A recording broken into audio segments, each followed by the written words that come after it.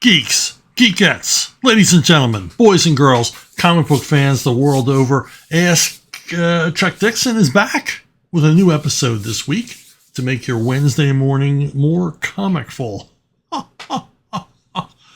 Oh, anyway, let's just ignore me and jump to the first question. Hassan Pashal, you mentioned that stories shouldn't be about the characters. Can you please elaborate? That's a common theme with me. and I guess I've never fully explained it. So let me attempt to dive into that right now. We're familiar with the fact that most superhero movies, or an awful lot of superhero movies, certainly too many superhero movies, retell the origin of the character over and over and over again. And this mistake of constantly reminding the audience of where the characters came from, even though everyone in the audience already knows the story, it's a major flaw, and it's becoming a major flaw even outside the superhero genre. Being concerned about where a character came from, his origins, character-driven fiction is basically what I'm going for here. And the thing is, there's this like gravitational, irresistible pull to some writers to, rather than write a story, write a fictional biography of the character that they're dealing with, to include, everyday mundane events and, Freudian glimpses into their background to explain their motivations and everything else. And all of this takes you away from story. All of this avoids the heavy lifting of writing plot. The best recent example I can think of is the de-evolution of the James Bond character. James Bond was always pretty much a cipher. All we knew about him really was that he was real good at killing people. He smoked too much, he drank too much, and he was pretty indiscriminate about the women that he hung around with. And that's really all we needed to know, because James Bond, 007, is the ultimate male wish fulfillment figure. He goes through life not giving a damn about anybody but himself and his own desires and wants. Luckily for all of us, he's on the side of the angels. Otherwise, he'd be the biggest bad guy in cinema history. Because James Bond is at heart a prick. He's not a guy you'd want to hang out with. And that's all we needed to know about him.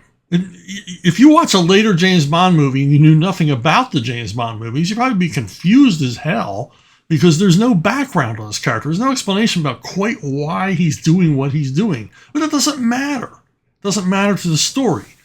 What matters in a James Bond film is the villain's plot to either take over the world, or take over a big portion of the world, or annihilate the human race, or start a war that will benefit them personally.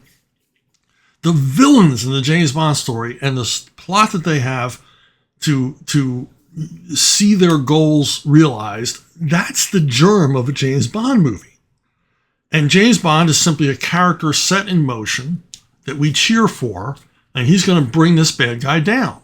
Think about it. Even if you're a dyed-in-the-wool Bond fan, your favorite Bond stories are the ones with the best villains and the best, most clever plots, like Goldfinger.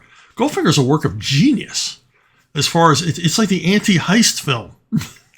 Goldfinger breaks into Fort Knox, and he doesn't mean to steal anything. It's awesome. It's such a great idea. I still stand in awe of it. Contrast that with what's happened to Bond in like the last 3 movies. They've delved into his origin, his motivations, his past. They've turned him into a weepy worker drone. Where there used to be snappy repartee between Bond and his superiors, you got the idea that Bond was a little bit of an anti-authoritarian because he was always breaking the rules. Now you've got his superiors basically openly insulting him as if he's just some sort of a thug, and he has to take it. And then we get into his family past and all these other things that we never thought about or were interested in ever before. Consequently, the story suffers. The plots get murky because they're not concentrating on plots anymore, because the movie is about James Bond. It's not a good story with James Bond in it. And what happened?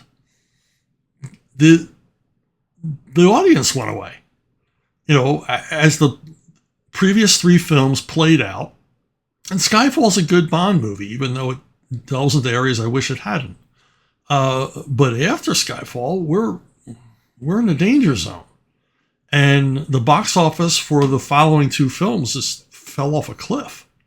They've got to reboot Bond, bring him back to his roots, or this franchise is over. And I know everybody's, you know, I've heard this a million times in my lifetime. No, the Bond franchise is over. It's never coming back. It'll come back if these people wise up. And of course, that's true for so many franchises. But think about a character like Captain Ahab.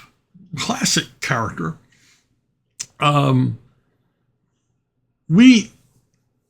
Moby Dick is not about Captain Ahab. Captain Ahab is set up as a character. He's set up, and we know a lot about Captain Ahab, as well as compelling mysteries about Captain Ahab, long before we meet Captain Ahab. Captain Ahab's entrance in the novel Moby Dick is unforgettable. But by the time he's arrived, we've heard all of this stuff about him, rumor and surmising and guesses, but we know his story. His leg was taken by a great white whale, and he's dedicated to tracking that whale down. And then, so we've set Ahab in motion even before we've met him. Then we meet him. The rest of the story is not about Captain Ahab. It's about hunting that frickin' whale. And all the danger to all of these crew members. We were introduced to all of these indelible characters who are the crew members of the Pequod. And we worry about them. And we're concerned about them. Moby Dick is the first great action story ever written. The action is amazing in the book. There's chapters you should skip because Melville thought you needed to know a whole lot more about whales than you really needed to know to enjoy the story. But even so, it's a great action story. But yes, Ahab's in it. He's essential to the story, but it's not all about Ahab. And that's probably the best example I can think of. So I hope you understand now the difference between having a character-driven story, a story about a character, and a story with the character in it. This is why I lament I don't like any of the Batman films, any of them, because they're all about Batman, not Batman in a good story. So you can't forget about plot. Plot's important. Lazy writers will say, no, character is more important. That's because they're lazy. John Bua, what are your feelings on Will Eisner? I am in awe of the man's work.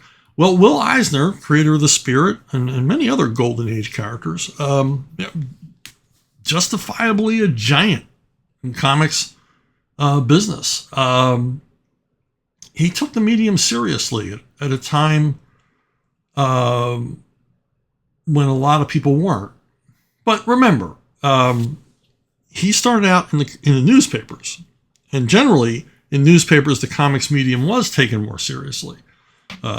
Strips like Terry and the Pirates and Little Orphan Annie dealt with very serious subject matter. Their creators, obviously, were very earnest in their work. Because Eisner graduates into the comic book realm, because Spirit books were, the Spirit was presented as a comic book, not a comic strip, in the newspapers. Every Sunday there would be this supplement in some newspapers, and the supplement was Spirit with some backup stories, all packaged by the Will Eisner studio. So Eisner's really the first guy, along with Karl Barks, to explore this new medium of comic books in a grown-up adult approach.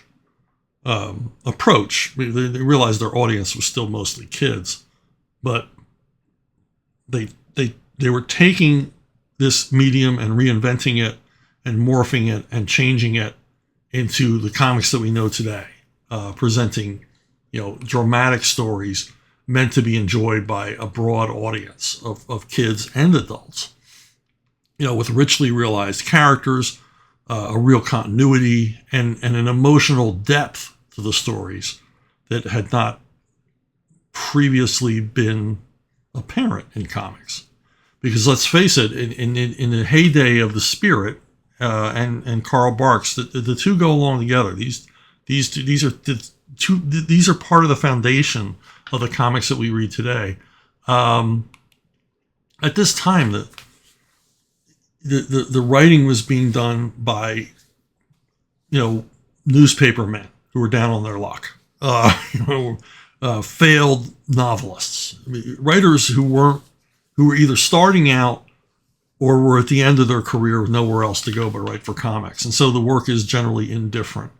And so much of the artwork is done by young guys who were, fans of the comic genre, who dreamed someday of having their own comic strip, but they were willing to work in the ghetto of comics. And, so the golden age is really majority of it is extremely amateurish, not good stuff.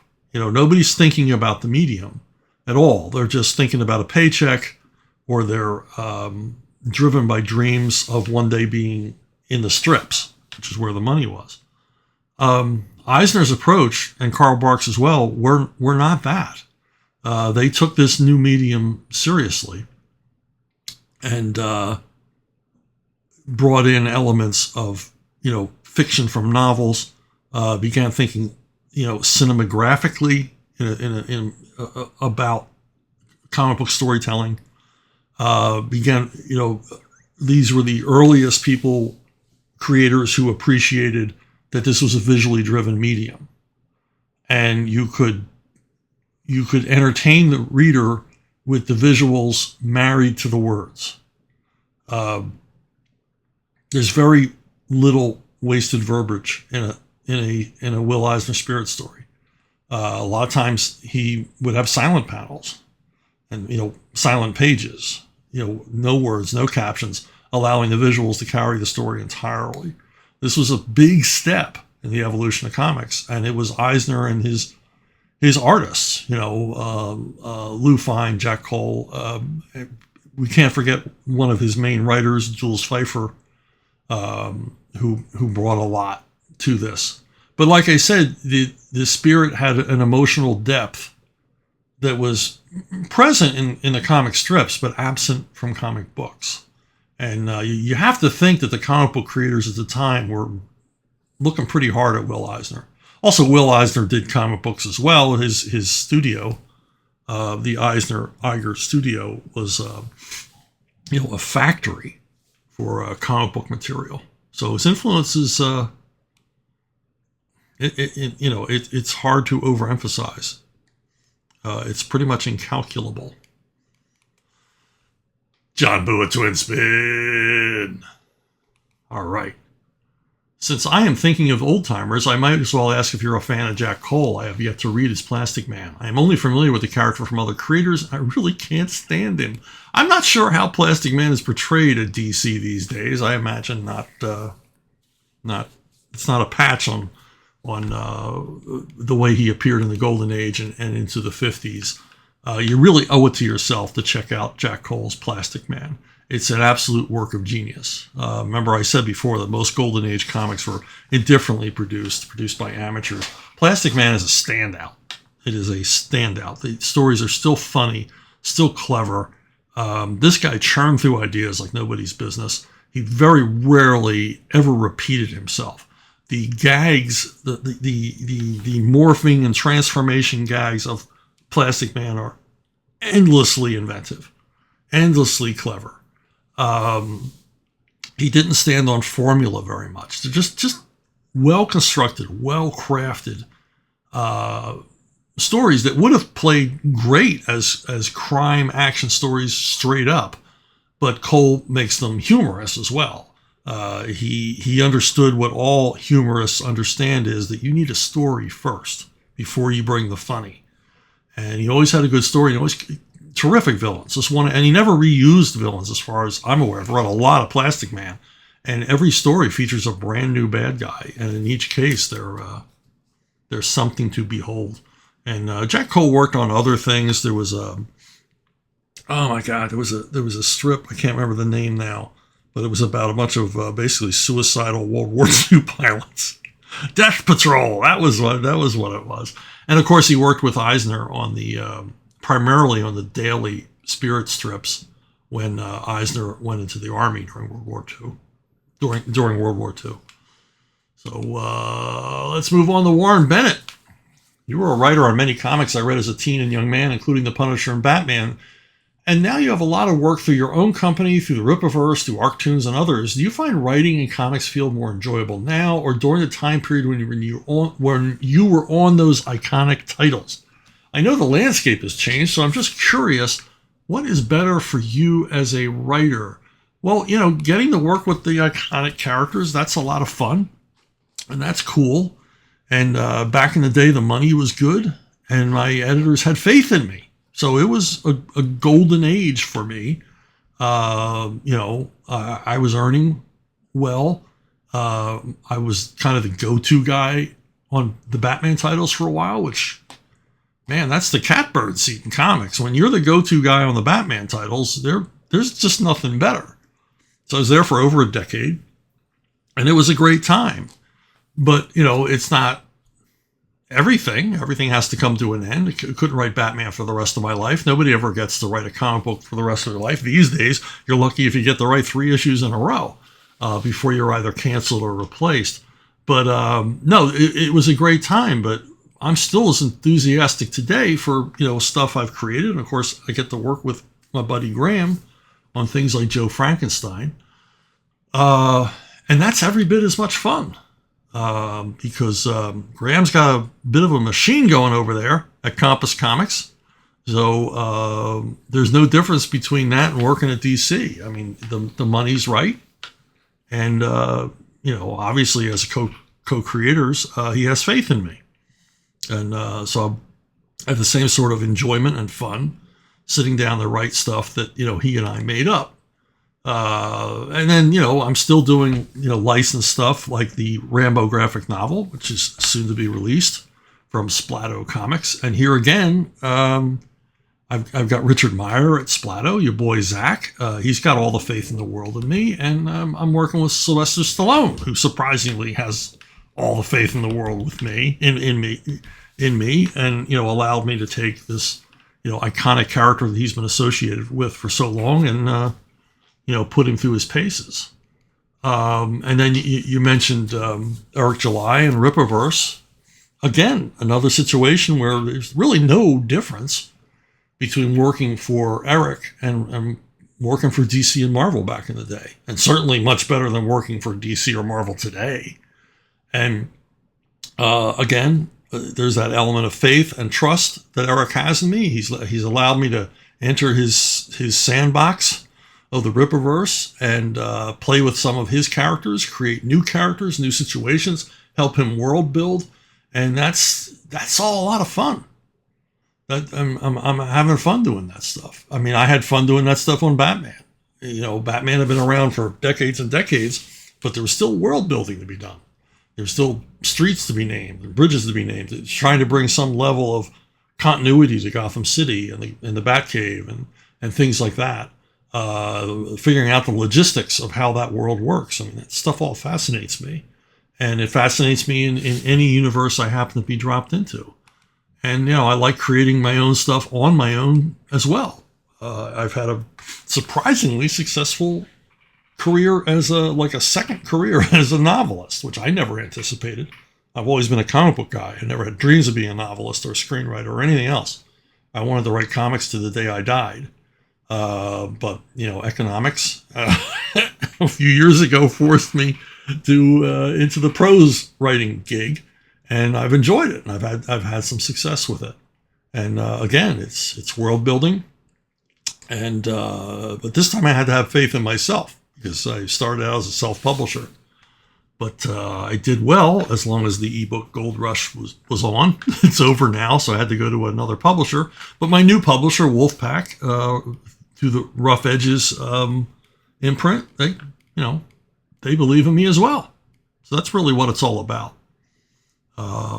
Working for people who trust you, whether you're working with characters they own or creating new stuff that they're going to publish and distribute. Joshua Ignatowski, do you think Clark Kent takes advantage of the fact that he can't put on weight and eats a higher number of fatty foods than the average American? I mean, how cool would that be? Just eat whatever you want. I got to imagine that his caloric intake must be enormous. This guy's got to, sit down to 3 squares a day and probably a snack before bedtime to keep that metabolism going. Again, it can't all be the yellow sun that powers him because, he's close enough to a human. He's got to be burning calories as he saves school buses full of children and races the Flash around the world. So I would assume, hopefully nothing ever happens to his metabolism, eating fatty American food. But that's one of the cool, imponderables that makes Superman so fascinating. It all comes down to the question, could God create a rock so heavy he couldn't lift it? And then those are the kind of riddles and questions that we have about a near godlike figure like Superman. And of course, it's been the source of Superman stories for decades. I don't know if they do that kind of story anymore, explaining the logistics of Superman, how that works. But those were always my favorites as a kid. Where how's he do this? How's he cut his hair? how did Ma Kent sew the costume, since it's impervious to bullets? Things like that there. So good question. It's an Ignatowski twin spin. Here we go. I think, if I recall correctly, you said that when you wrote Batman stories with the Riddler in, and man, we get a lot of Riddler questions, that you came up with about half the riddles yourself. How in the world did you write so many riddles, let alone ones that had 2 plausible answers? Are you secretly superhuman or what? I was just willing to put the work in. Like I said, I had a shelf full of riddle books. Usually they're written for kids. So I had all these riddle books, and I yellow highlighting and folding pages over and everything else. But of all the riddle books I had, they didn't all suit what I was doing. And so I had to come up with riddles. And my longest Riddler story done in Detective Comics with Graham Nolan was involved a baseball theme. So I had to come up with not only riddles, but riddles that were themed around baseball. And not because I'm a baseball fan or anything. I'm not really a baseball fan. I just thought it would be, I like the imagery. I knew Graham was a big baseball fan, big Yankees fan. I knew he'd have fun drawing that story. And I had read a book on baseball scoring. Why, if I'm not interested in baseball, did I read a book on baseball scoring? I don't know. But it fascinated me. The idea that baseball is like the only game that comes with a scorecard, and fans would fill them out and collect them, and just the mathematics behind it all, the symbology, just seemed ripe for a Riddler story. So yeah, I just had to do the heavy lifting of figuring it out. Now, as an adjunct to your question, in my search for riddle books, I came across this awesome book of Irish riddles, and there were Irish riddles from the 1700s. And I thought about, I pitched a story, and it was a Batman pirate story that would be drawn by Al Catena, and in which Captain Leatherwing, our pirate Batman, returns to England with the wicked Felina, Catwoman, and they return to England to be formally married. And we find out that Captain Leatherwing is actually a titled English lord. And we enter into this kind of Henry Fielding kind of story, in which he runs up against Poison Ivy, who's this crazy baroness with an enormous greenhouse full of man-eating plants, and Lord Conundrum, who is the Riddler.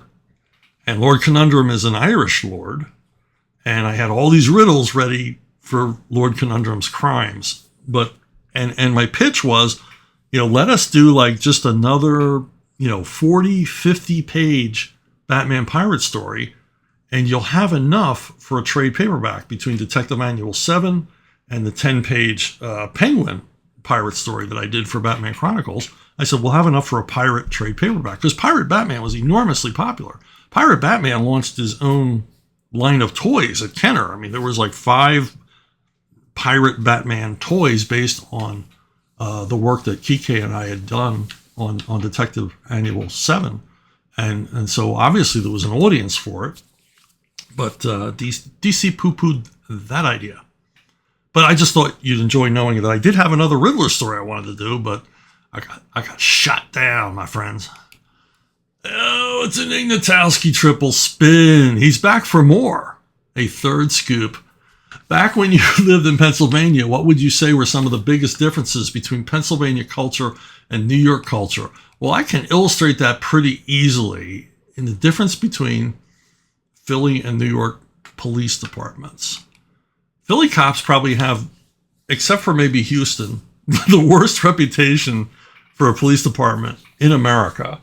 They're mean, they're tough, they don't take any crap from anybody, and they're the only police department that dropped a bomb on their own city back in the early 80s. Look it up. And they generally just don't, take any guff from anybody. Most recent example I can think of was during the many riots, Antifa and BLM riots in the summer of 2020. The only city where you saw the nightsticks come out and the rubber bullets come out was Philly. It looked like something from a Gladiator movie in front of City Hall a number of times. The first few nights of the big riots in Philly, because Philly never had riots, primarily because their cops are so mean. Philly never experienced riots in the 60s, mainly because Frank Rizzo, who was mayor at the time, had formerly been chief of police and a tough guy. He borrowed tanks from the National Guard and parked them on every corner where he thought trouble might start, and consequently trouble never started. So I've had experiences with cops. I've never been arrested. I was never a criminal and everything else, but just day to day on the street experience with Philly cops, and generally found them to be rude and intolerant, and basically just get out of here, kid. That kind of cop. Now, New York cops, they certainly have a reputation for toughness. The first time I visited New York on my own, I'm wandering the streets. I'm lost. I couldn't, New York's like the hardest city in the world to get lost in, but I still managed to get lost in Manhattan. So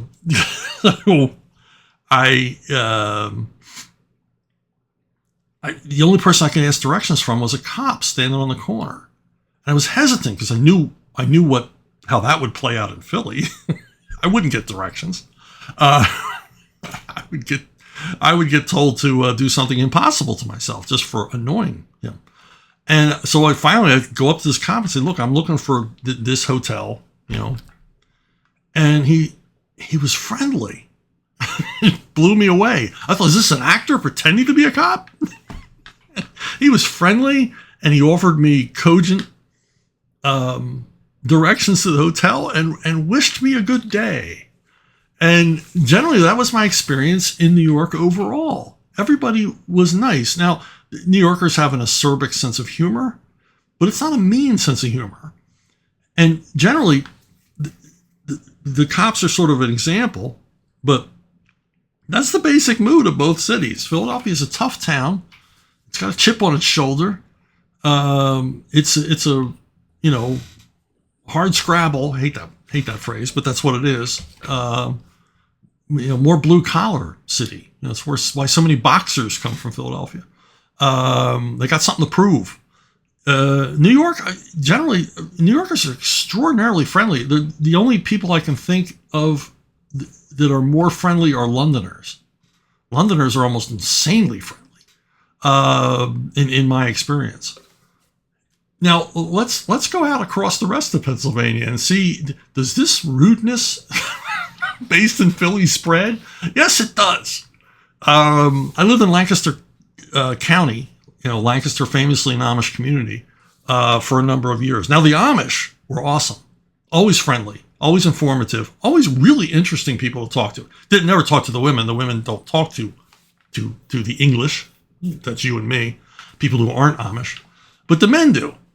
And I found that they always have questions about the outside world. They don't live in the outside world, but they're very curious about it. They want to know, why is this and why is that? And every Amish person, every Amish guy I ever met he was fun to talk to, friendly, not standoffish, the way you would think, the way that the Amish are often portrayed.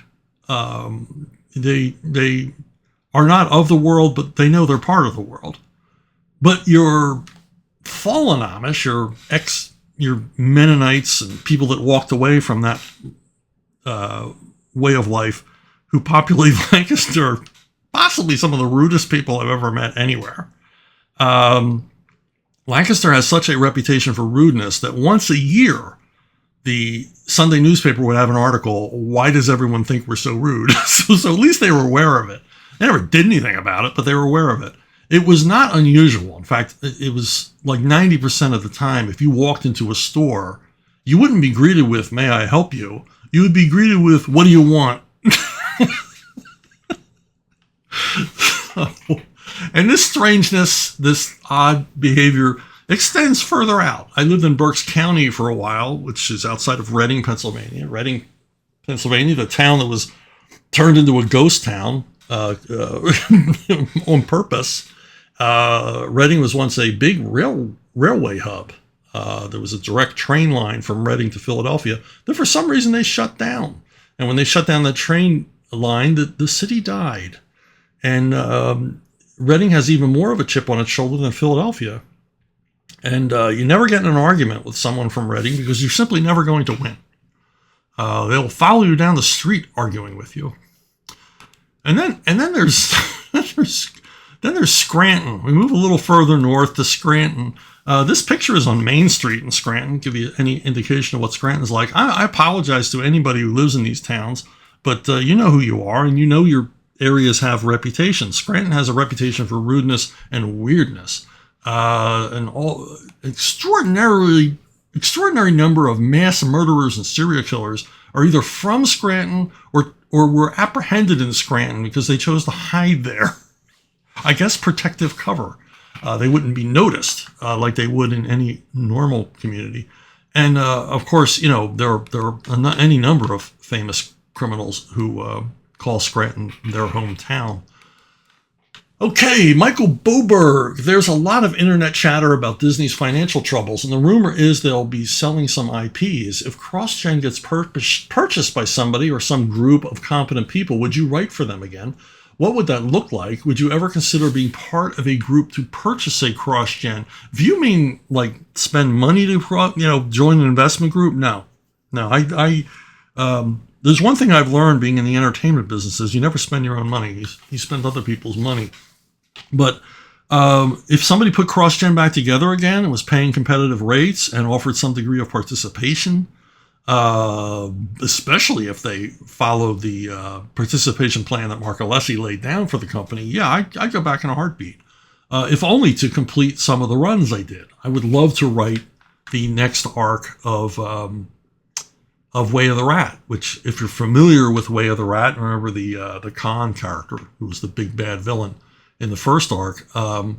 He was literally consigned to hell at the end of his story, and the planned final arc or concluding arc of Way of the Rat was going to be he returns from hell, but he's now been sort of recreated as a cross between a hybrid of a human and a dragon, and then he calls himself Dragon Khan. And he would, return to plague Boone and Popo, and big action like this series always featured. Dragon Khan. I remember Jeff Johnson even did drawings of what Dragon Khan would look like. I'd like to see the conclusion of Brath. We kind of left everybody on a cliffhanger there. Left everybody in the middle of nowhere, so that the material is kind of worthless because it has no conclusion. Same thing for El Cazador. I had a second El Cazador arc planned, another 6-issue arc. If you've read the series, you know that the final issue, issue 6, ends with Lady Sin asking a question that obviously leads to another story involving needing participants who can speak Latin. So I had a whole thing planned there. So yeah, I would come back and write the conclusions of these things. I really don't see that happening. If some investment group gets together to purchase CrossGen, they probably have their own ideas of what they want to do, and they really don't want to hear from any of the former creators, which is sad, very sad. But hopefully that'll happen, and we'll, because I hate to see any kind of intellectual property die forever, and I think Disney has pretty much forgotten they even owned this stuff. They really dropped the ball on this, and they dropped the ball on Abatazad, which was a series of chapter books we had done that really sold well in the market, and Hyperion, the Disney publisher, simply just didn't continue them. But I remember seeing them on end caps at Target and seeing that they were selling. Because they were at my local Target, and each time I went by, there were less and less and less of them. And my understanding was it sold quite well, but Disney wasn't interested and didn't continue it. So why they buy this stuff to kill it, I don't understand. But, you see it everywhere, particularly Disney. They seem to buy things just to strangle them or eliminate them or make the world forget about them for whatever reason. David Jordan. I was just reading the interview you did with the Shift website, and you mentioned you had an idea to clear up Moon Knight's origin, but the editor wasn't interested. What was the plan? I've discussed this in videos before, but I understand everybody doesn't watch every video. And, it's like, well, we don't mind if you tell that story again. So I'll tell that story again. I was always bothered by the fact that Mark Spector, he's one of the only comic book characters in American comics who is Jewish, and it always bothered me that he got his powers from an Egyptian pharaoh. It didn't make a whole lot of sense to me,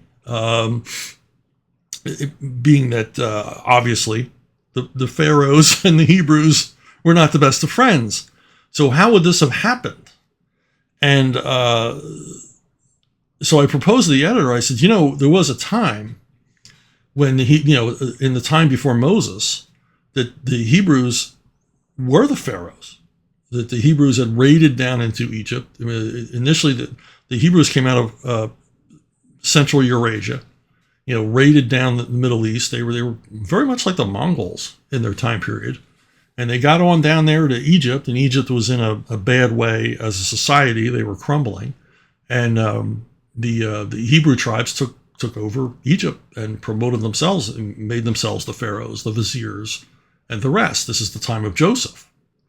And I thought, well, what if Khonshu wasn't an Egyptian? What if he was a Hebrew priest, a Pharisee? And wouldn't that clean everything up real nice? And wouldn't it make for an interesting retelling of the origin? It's the same origin. We're just putting a different cast on it. And my editor, who is Jewish, said he hated that idea. That they didn't want to bring out Mark Spector's Jewishness, which I thought was, okay, what? Do you think you're losing sales over that? Didn't make any sense to me at all. But there you have it. So yeah, I wanted Khonshu to be a Hebrew priest of the old school, and once again I got shut down. But if you're in comics, you get shot down all the time. You get shot down more than Lee Marvin. Chuck Johnson, by all criteria, or I should say Sean Bean. Chuck Johnson, by all criteria, you truly are a comic book legend. Just your name in a book will increase sales, because your readers know that you're just not going to phone it in. With that in mind, you always come across as a down-to-earth, friendly guy who appreciates both the fans and the medium and willingly interacts with the fans. There are individuals in the industry with only a fraction of your accolades who seem to have their heads in the clouds or rear orifice and come across as arrogant and aloof when it comes to fans and the industry. How do you stay grounded with your achievements with so many folks telling you how great you are? The simple answer to this is I'm married. And my wife has no interest. She's not a comic fan, never was. Certainly interested in my career, but not really, doesn't really follow this stuff and really doesn't care about it. And she keeps me grounded. And she's also my muse. She's awesome at story structure and high concept stuff. And I often bounce stories off of her, or she has no interest in contributing to the comics other than the times where she came up with plot lines for my Simpsons stories, which I got her credited for, and a few of the SpongeBob stories, which I was unable to get her credited for. But so that's part of it. You got to have somebody in your life that keeps you humble. Much like Caesar, you need somebody behind you saying, sic transit gloria, all glory is fleeting. And I've never been a terribly ego-driven person anyway. I feel I'm blessed to be doing what I love. And trust me, I'm just a big fanboy, just like most of you are. And I love this medium the same way that you love it. So I've never been too cool for school about what I've been doing, the jaded, too sophisticated writer who's, yes, I'm writing comics now, but it's only a stepping stone to my real career as a poet. I've never had any pretensions about anything. I've just wanted to be a comic book writer, and I'm lucky to be that. And you folks helped me do that. So why wouldn't I want to talk with you and interact with you and share my knowledge and all the rest of it, no matter how great I am. It's a God-given talent. Comics are in my DNA. What can I say? The comics are a second language to me. And writing comics comes easily and naturally to me. I mean, I understand the medium backwards and forwards. And it's just a good thing I got to work in it. Otherwise, I just would have been, the unhappiest ice cream truck driver or 7-Eleven counterman you've ever met in your life. But luckily, I escaped all that and never had to work a day in my life again. So I'm introducing a new feature here called Pet Peeves. These are little things that bother me that I'm going to bother you with them now. Wordplay versus puns. You're like, Chuck, what the hell are you talking about? I see this all the time. People will go, oh, pardon my pun, right? And they all chuckle. Okay, except what you just said wasn't a pun. It was wordplay. It was a play on words, but it wasn't a pun. And I don't think people understand. Here's an example of a pun. Did you hear about the fire at the circus? The heat was intense. That's a pun. That's taking, I think they call it a homophonic homophonic pun, because intense sounds like intense. Therefore lies the joke. And as someone said, puns are the lowest form of humor, although I like a good pun. Now, wordplay is a different thing. Which sandwich should I order? That's quite a pickle. That's not a pun. That's just using a word that related to the previous phrase in a different way than it was meant to be used. It's like a synonym, right? It's not even a synonym. It's just a substitution. It's not a pun. Okay? He literally means pickle. The pickle has two meanings. So that's wordplay. Okay? So we have all this straight. Now I straighten that out. I'll never hear that again, will I? Oh, pardon me for the pun. Oh, so now you know, and you can lecture everybody else. You can get everybody else's face about it next time you hear, Uncle Bob at the dinner table say, "Oh, pardon my pun." Uncle Bob, that wasn't a pun. You're full of crap. Okay, BrunoBookstore@gmail.com.